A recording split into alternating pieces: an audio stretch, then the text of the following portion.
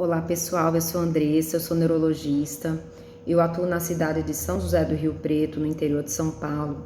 Eu quero conversar com vocês hoje sobre o ataque isquêmico transitório. Você já ouviu falar? Bom, o ataque isquêmico transitório, como o próprio nome diz, ele vai ser um evento transitório que leva a um déficit neurológico. Esse déficit neurológico geralmente é uma dificuldade para mexer ou sentir um lado do corpo, a boca torta, uma dificuldade para falar, para articular as palavras.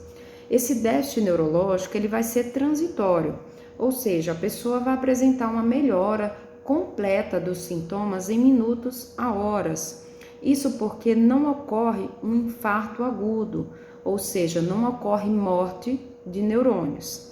Geralmente, esse ataque isquêmico transitório, ele acontece nas regiões do cérebro, contudo pode ocorrer também em outras regiões, como a retina ou a medula espinhal. Com relação à incidência na população, a incidência geral, segundo alguns estudos, ela chega em torno de 1 a 1,2 a cada 1.000 habitantes. Contudo, ela aumenta consideravelmente com o envelhecimento. Isso porque, com a avançada idade, as pessoas costumam ter agregadas outros fatores de risco cerebrovasculares, que são eles: hipertensão arterial sistêmica, diabetes mellitus, tabagismo, dislipidemia, dentre outros. E qual que é a importância do conhecimento sobre essa condição? Porque uma parte desses pacientes, até quase 20%, eles vão evoluir, principalmente nas primeiras 48 horas, com AVC, ou seja, com um acidente vascular cerebral que vai levar a uma morte de neurônios.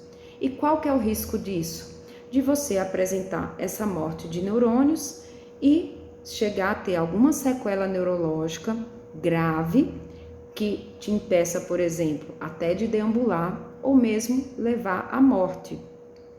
Como que nós fazemos então para minimizar esse risco? Então, o ideal é que se você apresentou ou tem algum conhecido que apresentou algum déficit neurológico súbito, mesmo que esse tenha revertido, que procure de imediato um serviço de emergência, que possua um especialista na área, e esse especialista é o neurologista, para que ele faça uma avaliação detalhada para predizer qual que é o risco de você evoluir com um acidente vascular cerebral nos próximos dias. E qual que vai ser, lógico, o tratamento para diminuir consideravelmente esse risco. O que é que nós fazemos então? No ambiente, principalmente de pronto-socorro, mas por vezes ambulatorial, a gente aplica uma escala de estratificação de risco de evolução para acidente vascular cerebral. Essa escala ela tem um mnemônico chamado ABCD2. O que é que nós avaliamos nessa escala? Nós vamos ver a idade do paciente, nós vamos ver a pressão arterial que ele estava apresentando durante o evento, nós vamos avaliar se ele tem ou não diabetes, qual que foi o sintoma neurológico apresentado e quanto tempo demorou para ter uma reversão completa dos sintomas. Diante dessas informações, nós vamos estratificar esse paciente como baixo, moderado e alto risco.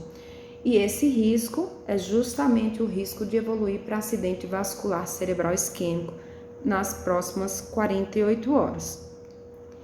Diante então dessa estratificação, geralmente quando o paciente tem uma estratificação de alto risco, a orientação é de que você faça uma internação hospitalar e faça uma investigação, que é uma investigação ampla, tanto intracraniana, quanto das carótidas, quanto do coração, para avaliar por que esse paciente teve esse sintoma neurológico e se existe alguma condição que precisa ser tratada de forma mais rápida para poder a gente evitar o tão temido acidente vascular cerebral.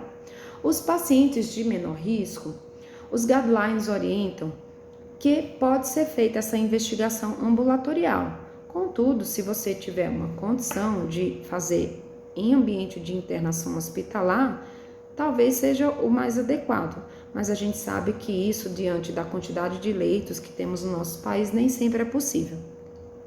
Bom, pessoal, esse tema hoje então foi mais para alertar a população sobre essa condição, a importância de vocês procurarem um serviço de emergência diante de uma suspeita de ataque isquêmico transitório, porque como vocês viram, o risco de evoluir para AVC é muito alto e isso pode trazer uma consequência muito grave, tá?